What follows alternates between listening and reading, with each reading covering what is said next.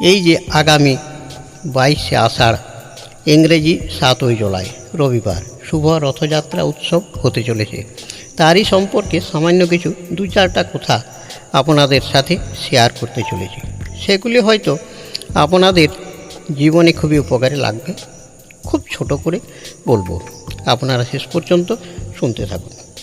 সনাতন ধর্মে 4ই ধামের মধ্যে পুরীধাম বা জগন্নাথ ধাম সর্বোত্তম ধাম। সকল ধর্মের মানুষের কাছে জগন্নাথের রথ দর্শন বা রথের দড়ি টানা বহু ভাগ্যের ব্যাপার। তার কৃপা না হলে সম্ভব নয়। শাস্ত্রে উল্লেখ রয়েছে, রথে তো বামনং দৃষ্টা পুনর্জন্ম ন বিদ্যতে, অর্থাৎ রথের মধ্যে বামন দেবতাকে দর্শন করলে তার আর পুনর্জন্ম হয় না। তাই জগন্নাথকে মুখ্যধাম বলা হয়। জগন্নাথ দেবকে পুরুষোত্তম, নীলমাধব ও বামন বলা হয়। জগন্নাথ হচ্ছেন প্রেমের ঠাকুর। ভক্তের সঙ্গে তিনি যুগে যুগে নব নব লীলা করে থাকেন। এই শ্রীক্ষেত্র জগন্নাথ ধাম পুরুষোত্তম সচিদানন্দময় পরমাত্মা বিষ্ণুর দারুময় বিগ্রহ রয়েছেন। ভক্ত বাঞ্ছা কল্পতরু জগন্নাথ ভক্ত ইচ্ছা পূরণের মাধ্যমে তার লীলা নিত্য নতুনভাবে আস্বাদন করে থাকেন। ভক্তি রজ্জুতে তিনি চিরকালই বাঁধা ভক্তের হৃদয়ে। তিনি তো নিমেষের মধ্যে গুন্ডিচা বাড়ি অর্থাৎ মাসির বাড়ি পৌঁছাতে পারতেন, কিন্তু তাহলে যে তার লীলাই হয় না, তাহলে যে তার ভক্তগণ তার প্রেম থেকে বঞ্চিত থেকে যায়। কৃষ্ণ বলরামের মৃত্যু সংবাদ পেয়ে হস্তিনাপুর থেকে স্বামীর সঙ্গে ছুটে গিয়েছেন ভগিনী সুভদ্রা। পরে শোক বিহ্বলা সুভদ্রা প্রাণ বিসর্জন দিয়েছিলেন দ্বারকার তীরে। আরব সাগরের জল আরও লবণাক্ত হয়েছিল সুভদ্রার চোখের জলে। 3 ভাই বোনের অন্ত্যেষ্টিক্রিয়া করেছিলেন অর্জুন। অবশেষে 3টি আধপোড়া নিমকাঠ অক্ষত নাভি স্থানগুলি জড়িয়ে প্রবাসে ভাসিয়ে দিয়েছিলেন অর্জুন। মৃত্যুর আগে কৃষ্ণের নির্দেশ মতো ভারতের একেবারে বিপরীত প্রান্তে নীলাচলে সেগুলি সংগ্রহ করার কথা ছিল। আগের জন্মের অঙ্গদ আজ ব্যাধ হয়েছেন, যার নাম বিশ্বাবসু, যার তীরের আঘাতে প্রাণ বিসর্জন দেন বাসুদেব। কাঠ পৌঁছানোর আগে বিশ্বাবসুকে পৌঁছাতে হবে নীলাচলে। তাই তাকে একটি মন্দিরাকৃতি অর্থাৎ মন্দিরের মতো সেই রথের আকৃতি বিশেষ রথ দিয়েছিলেন শ্রীকৃষ্ণ। সেই রথে করে যথাসময়ে সংগৃহীত কাঠগুলি বিশেষ অনুষ্ঠান করে নিয়ে যাওয়া হয়েছিল একটি গোপন স্থানে। সূর্যবংশের শেষ বংশধর শ্রীরামচন্দ্রের উত্তরসূরি অযোধ্যার রাজা ইন্দ্রদ্যুম্ন নারদের পরামর্শে ও বিশ্বাবসুর সাহায্যে অক্ষত ভেসে আসা নাভি 3টি সে নিমকাঠে প্রতিস্থাপন করে সেই কৃষ্ণ প্রদত্ত রথে করে বিগ্রহগুলিকে শোভাযাত্রা করে নিয়ে আসা হয় মন্দিরে। কথিত আছে, শোভাযাত্রার সামনে বেদ বিশ্বাবসু, বিশ্বকর্মা স্বর্গের দেবতাদের প্রতিনিধি রূপে নারদ আর ইন্দ্রদ্যুম্ন রাজা, আর পেছনে ছিলেন অসংখ্য ভক্তগণ। এখানকার রথযাত্রা আসলে সেই প্রথম দিনের মন্দির প্রতিষ্ঠার স্মারক উৎসব।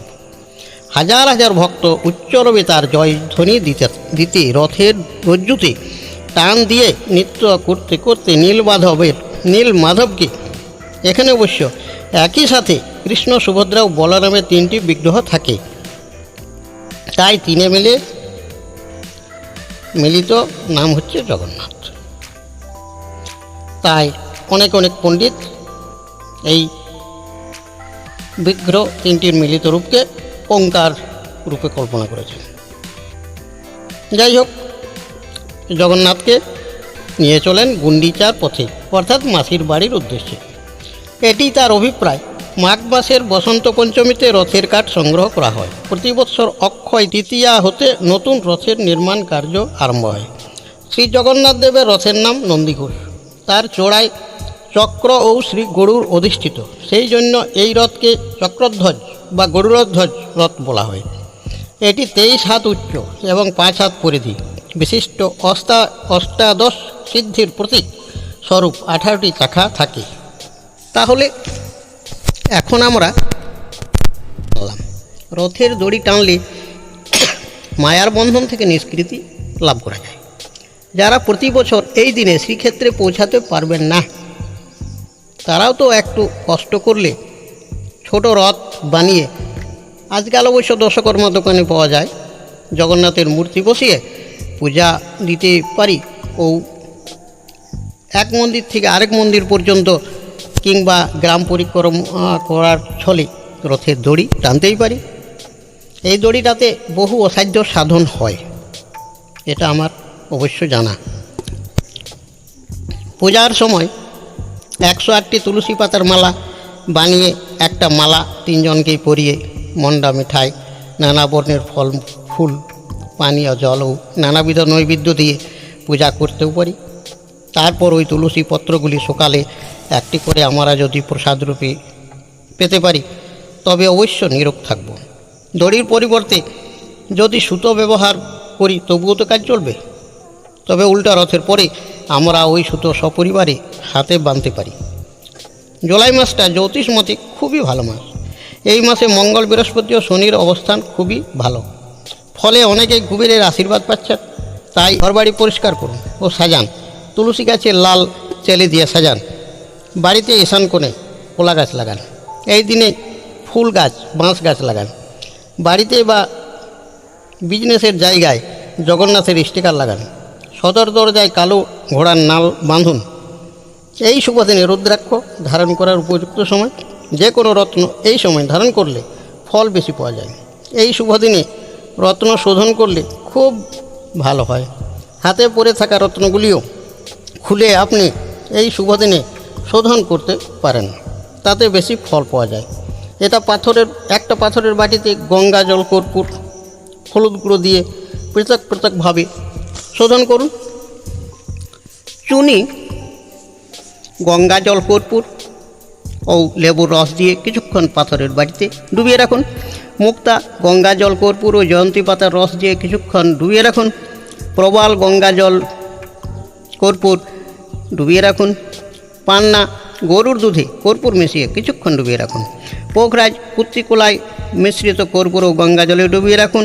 হিরে, কাঁটানুটের রস বা রামবাসকের রস মিশ্রিত গঙ্গা জলে কর্পূর মিশিয়ে কিছুক্ষণ ডুবিয়ে রাখুন। নীল অপরাজিতার রস ও গঙ্গা জল, কর্পূর মিশিয়ে কিছুক্ষণ ডুবিয়ে রাখুন।